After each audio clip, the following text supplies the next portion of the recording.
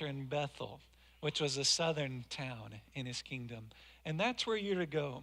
And I don't want you to remember the Passover, and I don't want you to remember the Feast of Weeks, and I don't want you to remember the Day of Atonement and the Feast of Tabernacles like God has prescribed. I'm going to give you other dates that you are to travel to either Dan or Bethel.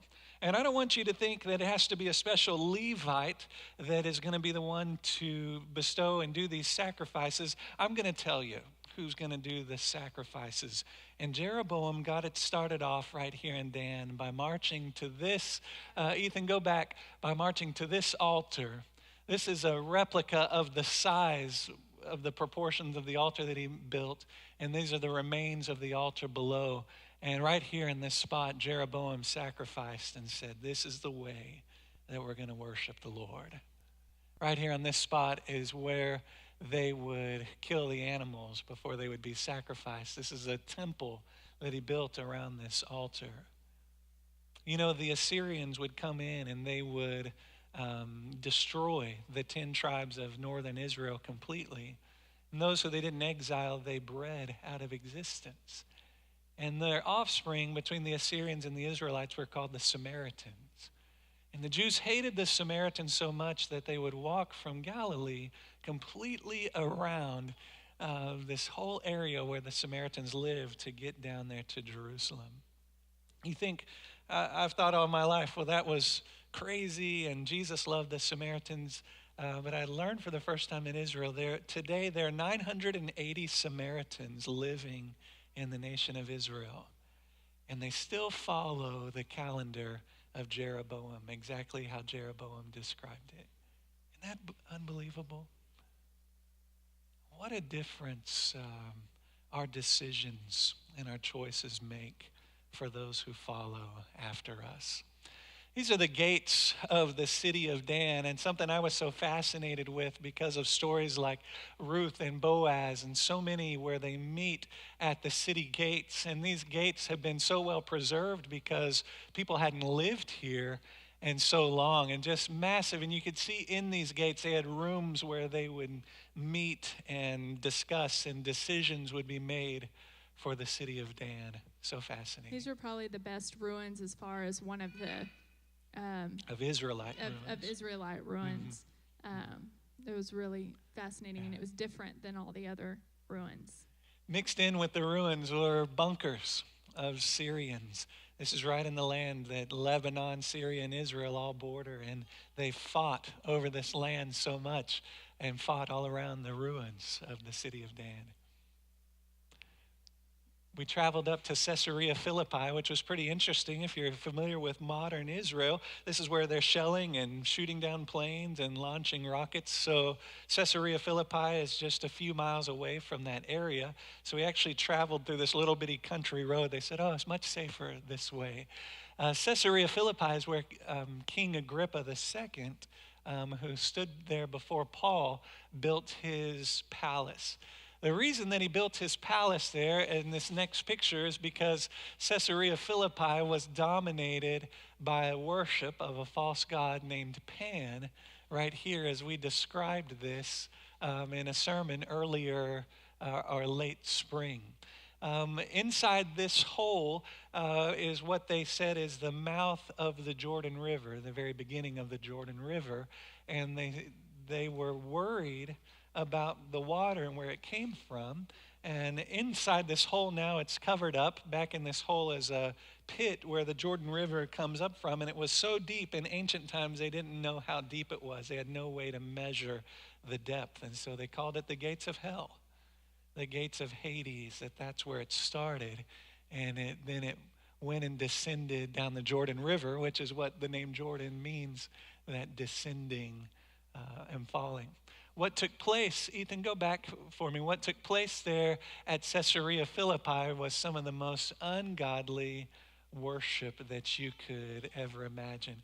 The god Pan has a symbol, and it's a private part, is all I will say, is a symbol for the god Pan. Fortunately, today, there were none of those symbols laying around. So I wanted to read just a little excerpt from Matthew chapter 16, verse 13, and our guide sat us down. It wasn't at this area, but it was another area right when we entered the National Park of Caesarea Philippi. And it was a profound statement to me, and so I meditated on it for days, and then God kind of confirmed it at the Wailing Wall. So this is Peter's confession of Christ, and it says, when Jesus came to the region of Caesarea Philippi, he asked his disciples, "Who do people say the Son of Man is?" And they replied, "Some say John the Baptist, others say Elijah, still others Jeremiah or one of the prophets." And he looked at them, "But what about you?" he said. "Who do you say I am?" And Simon Peter answered, "You are the Christ, the Son of the living God." And Jesus replied, "Blessed are you, Simon, son of Jonah, for this was not revealed to you by man, but my Father in heaven. And I tell you that you are Peter, and on this rock I will build my church, and the gates of Hades will not overcome it." And so, you see this, like Jonathan was talking about, that people would say the gates of Hades are there in Caesarea Philippi, and he's in context with his disciples, talking to them in a pagan area, "Who do you say that I am?"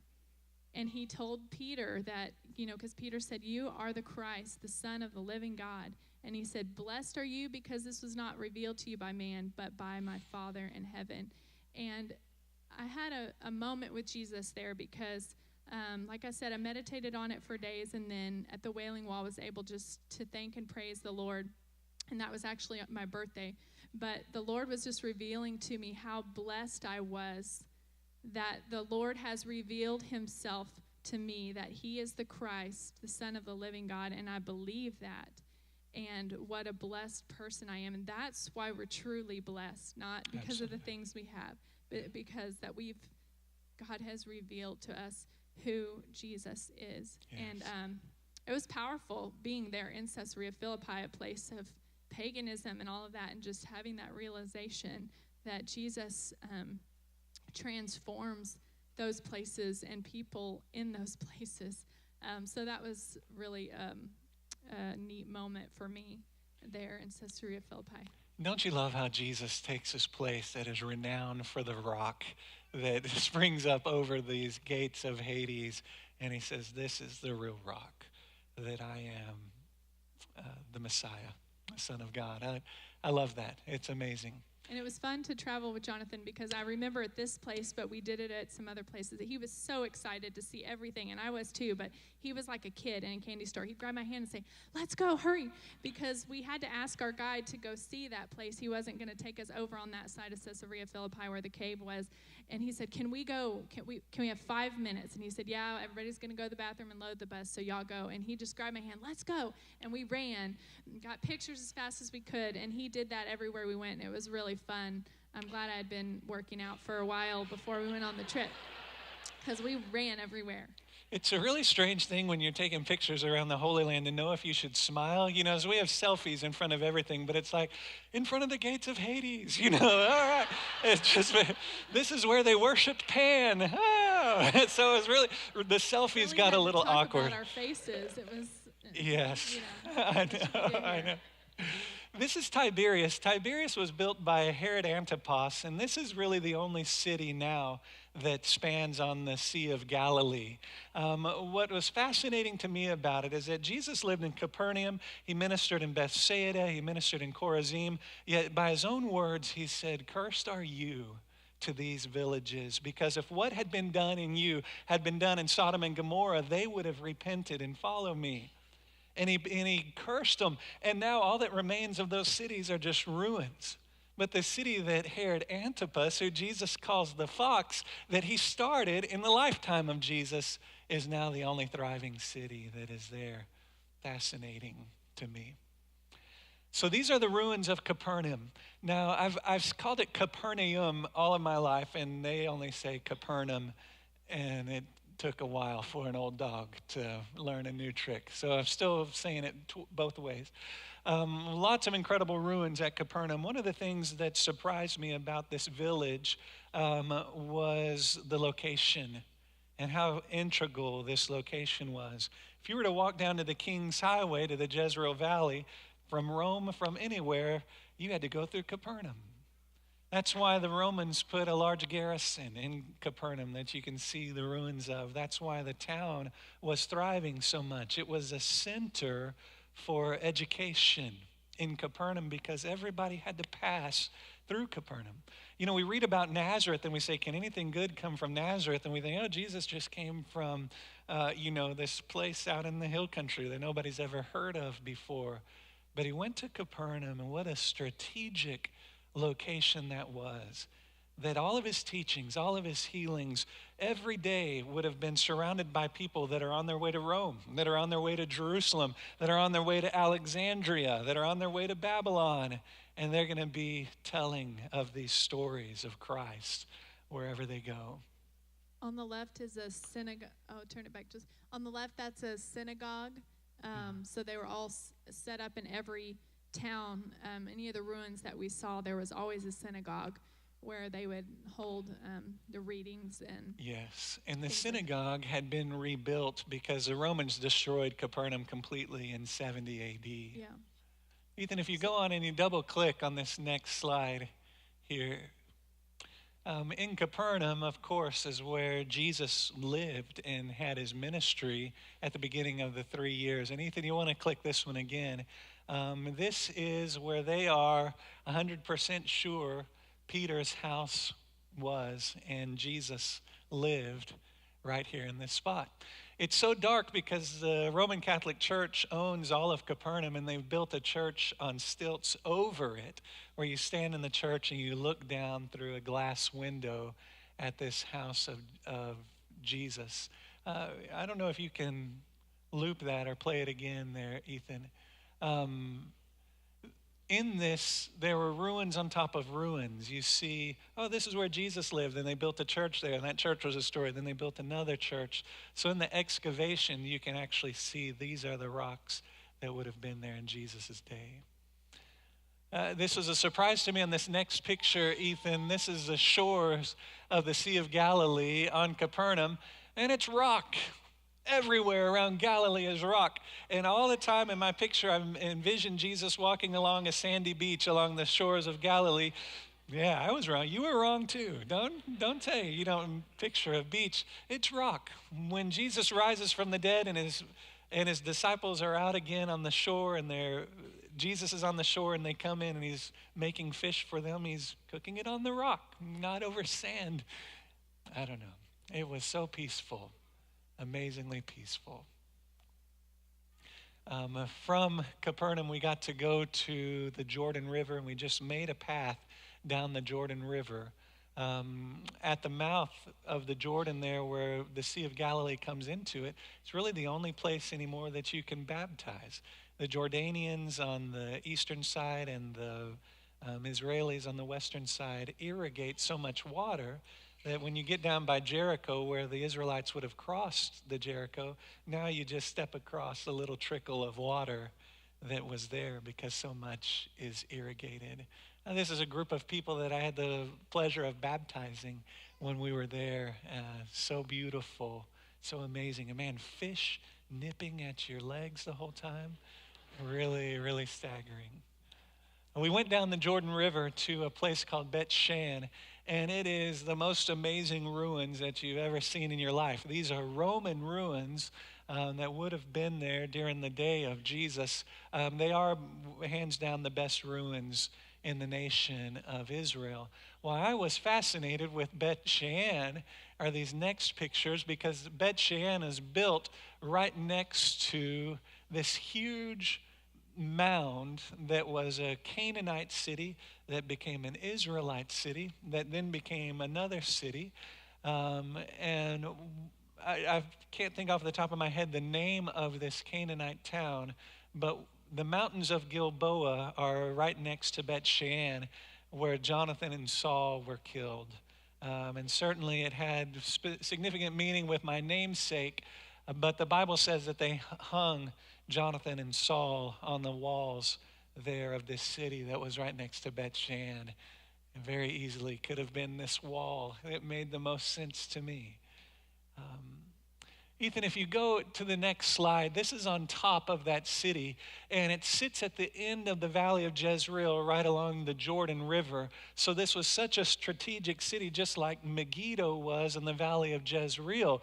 And for them to place the bodies of Saul and Jonathan on this wall was a big deal. And so Israelites, Ethan, if you go to the next slide, when Israelites heard that Saul and Jonathan's body were hung there, the city is built on top of this hill from the Canaanites' time. The men of Israel went and masterfully, it's amazing the skill, went up these hills and conquered these people and rescued the bodies of Jonathan and Saul so that they could receive the proper burial. Man, those were men in those days. Unbelievable. I see why you're laughing. There were stairs up that hill, and we ran There were those stairs too. Yeah, over 180, right? We counted them as we ran. It was exciting to see. You feel like such a cool explorer just going through and seeing these ruins time and time again.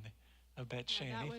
That was fascinating. I would say by far the Dan was the best Israelite ruins, but this was the best ruins overall.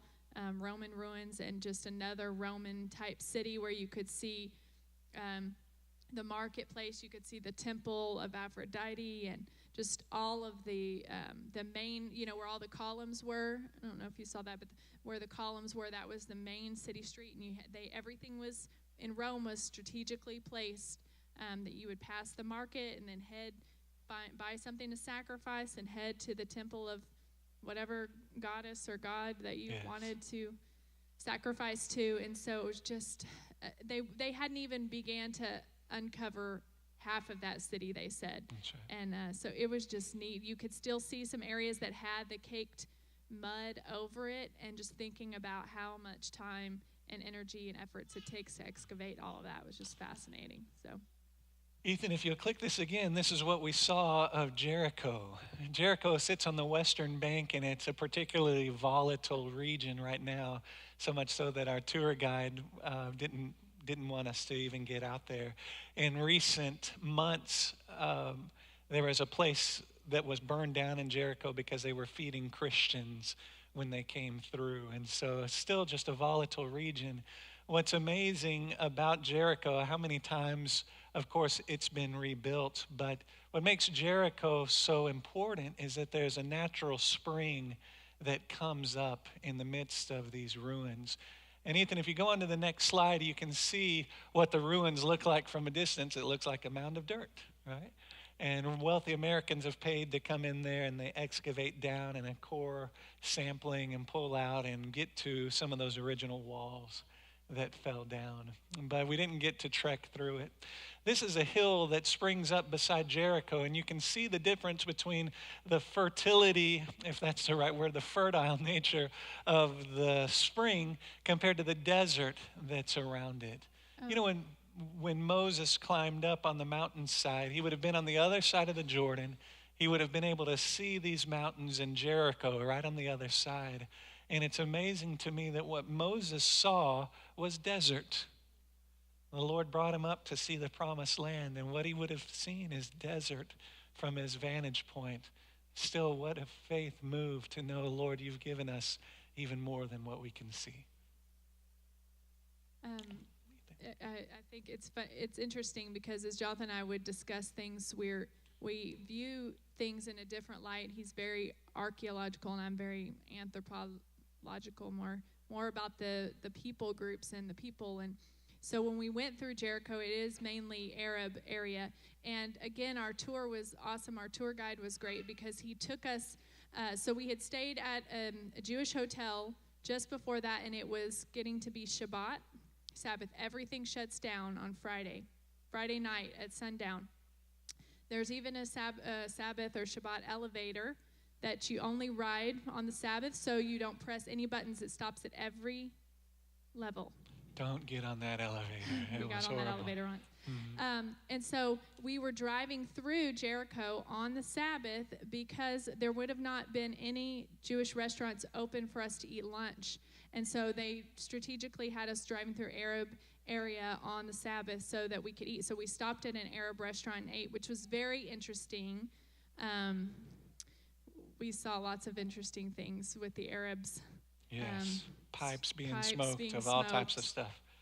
That was really interesting. Just that's how they live, and so, but it was a very different feel in that area. And just like Jonathan said, it's kind of a volatile area. But we did meet some Arab Christians, which was neat to be able to hear that God is reaching even those people, even in those areas, and Yes. they were welcoming to us. And to feed us and to welcome us in. So that was really neat. Yeah. I've told you in the sermon when we were in the desert, the highs were 107 when we were walking around the desert. And really staggering to realize that the people of Israel wandered in this place for 40 years. And I can't say enough about how eye-opening that was to depend on the Lord for every single step. God, if man is not here this morning, we have nothing. If quail is not here, we have nothing. Lord, if Moses doesn't strike that rock, we have nothing to drink. Such complete dependence upon the Lord.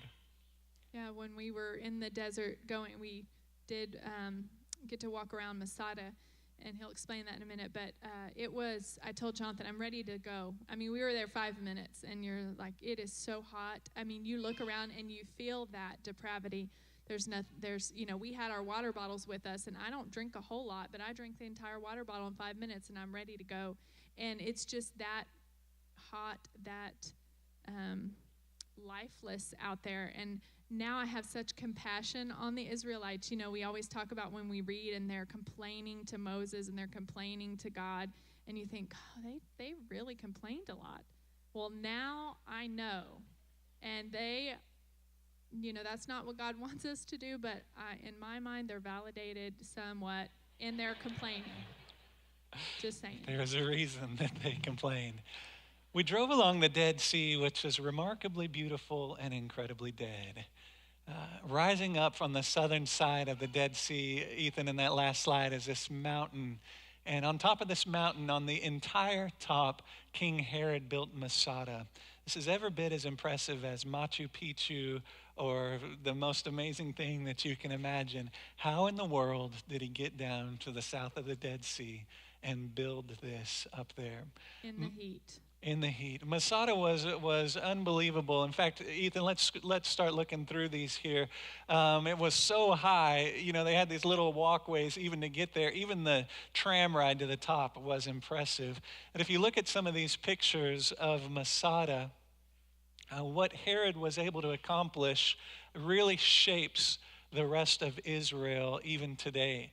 These are baths that they had. So he built these incredible Roman type of baths so they could be bathing and just in the lap of luxury. Herod built 2 palaces for himself on top of Masada.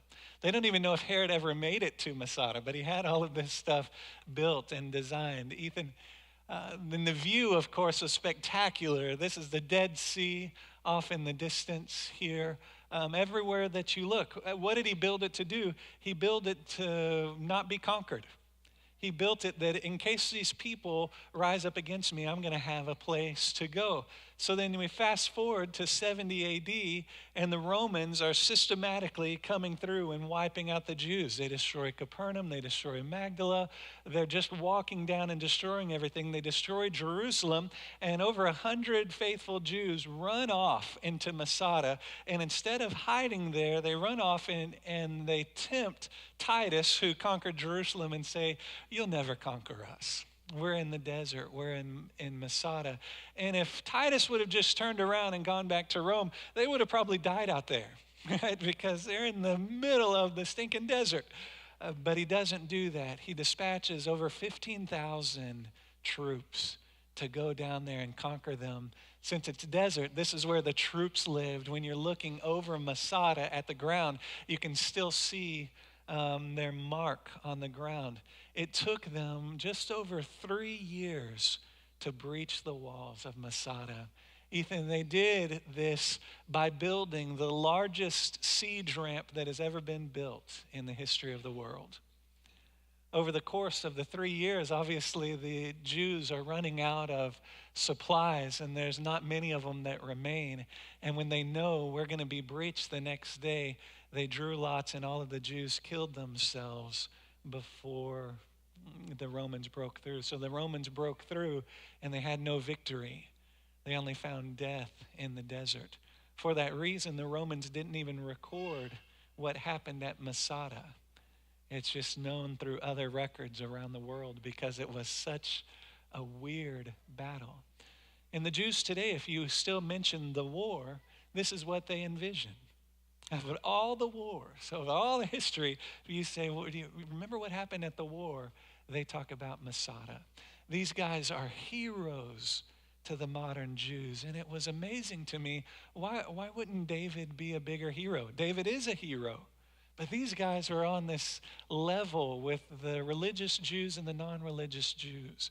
And it was such an empty heroism to me when you have people who the odds were against them, like Jehoshaphat and David and so many names in the Bible, and they rose up in faith and the Lord conquered. And here these people didn't demonstrate faith except to survive. But these are the heroes that they choose to follow today. Let's keep going. Again, from Masada, so beautiful, so amazing. Let's keep going. The Dead Sea was very dead. Everybody says you float. We just had to see for ourselves. Ethan, very strange. And anything that is cut burns. And anything that was, you didn't know you had burns. yes. And so when you walk out, I have a sample back there. Some people saw it in the jar, but it's just salt crystals that you're walking on. So when you walk out into the Dead Sea, you're just walking on salt. And there are mounds of salt all around it. It is fascinating because it looks like snow out there, just mounds and mounds of salt that looks like snow right out by the sea. And it just makes it a beautiful color. Yes. But But burns. it's death. Yeah, when you float, I was like, we could swim all the way across the Dead Sea, but everything starts burning, and you're like, let's get out of here. That's This is the not fresh water. fun. Ethan, in the midst of the desert is En-Gedi. En-Gedi is where David fled to when he fled from Saul in the middle of the desert. And in the middle of the desert, in these cracks and crevices in the desert, is the most beautiful oasis when you've been used to the desert to lay your eyes on. Ethan, look at these pictures here as we go on ahead. Just trickling water working down the mountainside, foliage coming up in these tunnels. It was really, really fascinating. At the top of En-Gedi, this massive waterfall, you can see the height of the people down here below. And each one of these waterfalls that came over were just refreshing pools. And again, it's 107, so you're just dipping your head and enjoying every bit of En-Gedi. David knew exactly where he was going and what he was doing. If we get there, Saul's going to have to navigate the desert, but we have life there. Where there's water, there's life. Even my feet, amazing life in En-Gedi. Of course, the question that you ask in En-Gedi is that Saul had to go into a cave and relieve himself. This is just the Bible, right? And David and his men were hiding in the cave. So you have to ask, what cave is it? We don't know what cave it was, but I narrowed it down to 3. There are caves everywhere. And so if we had time, I wanted to go through and search. Like, I don't know if there was like feces. I don't know what would happen there. But 3 very distinct possibilities of caves that David would have surprised Saul in. Ethan. Right next to En-Gedi is Qumran. And I say right next, it's in between En-Gedi and Jericho in the midst of the blazing desert. Qumran, when I asked our Jewish guide, what is the most important discovery ever in the history of Israel, he said Qumran and the Dead Sea Scrolls. This is where a shepherd was guiding his sheep right here in this top picture, and he threw a rock to scare his sheep to come back down. It went into this cave right here, and he heard clay jars breaking, and he walked up and made the greatest discovery of the last 100 years. Complete scrolls of the Bible wrapped up. scrolls that were written 250 years before Jesus was born up until 70 AD. When the Romans came through, they destroyed all of the people living in Qumran, the Essene people. And this cave is where there are the most Dead Sea Scrolls found, but caves all over that they've gone into, they found these scrolls. And our guide told us that I think it's every other year they have a big archaeological blitz since 1947 where they will go in and go into all of these caves and see what they can discover. And he said until 2 years ago, every single time they had discovered more scrolls and more fragments. And 2 years ago was the first time that they had not discovered anything new. Amazing what is left there. Of course, these people that lived in Qumran were so weird and so famous for what they did. They fled there to the desert because they didn't recognize the high priest, whether it was Annas or before Annas. They didn't think that he should be the high priest. And so they have all of these writings that say, we're going to follow a high priest in the order of Melchizedek. In the order of Melchizedek. And they said, we're going out to the desert to live there because we want to be the voice of one crying in the wilderness, make straight the paths for the Lord. And it's highly rumored, even among Jewish people, that John the Baptist came from the Qumran community after his parents died, that's where he went to live and came forth from that place. How fascinating it is. And it was all just mostly men out there writing scrolls. That's what they did day in and day out, is wrote the scrolls. And they had someone that cooked, and other than that, they just wrote scrolls. It was really fascinating, just their lifestyle. Strange, kind of like John the Baptist, but neat, and definitely powerful to see a full scroll of Isaiah written out.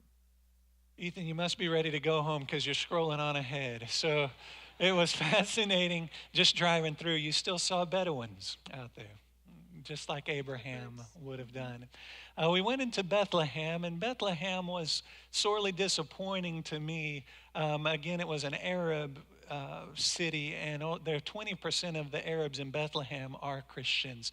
This is a church of the Nativity, and they believe that the church of the Nativity actually covers all of the ancient ruins of Bethlehem. You enter through this little narrow door. Some people say it's because the Crusaders wanted you to humble yourself when you entered. Some say they didn't want you to ride your horse into the church when you came in. But this church now covers the area where Jesus was born. Ethan, keep on coming through. Courtesy of Charlotte, she's taken some fantastic pictures of the Church of the Nativity. Each of these churches that are in Jerusalem usually house 6 or 7 types of churches within them: Armenian Orthodox, Romanian Orthodox, Roman Catholic, and it was fascinating to see them go through. This picture that Ethan just scrolled past, Ethan, if you go back, is this grotto where you enter into to see the place where Jesus was born. I don't know how Charlotte got these pictures without people, because this is what it looked like in our day, people gathered around the grotto entrance. And a security guard there to make sure nobody entered in at the right time. An Armenian Orthodox processional was taking place in this grotto when we were there, so we were waiting right here for a little while, and about 300 people gathered around us also waiting. It was kind of disgusting because they were pushing and shoving and, no, me first, but then they get to where Jesus was born and they're like, oh my goodness, and then they come out of that area and they're like, oh, get out of my way. It's really disgusting how some of the people acted. Ethan, if you look at these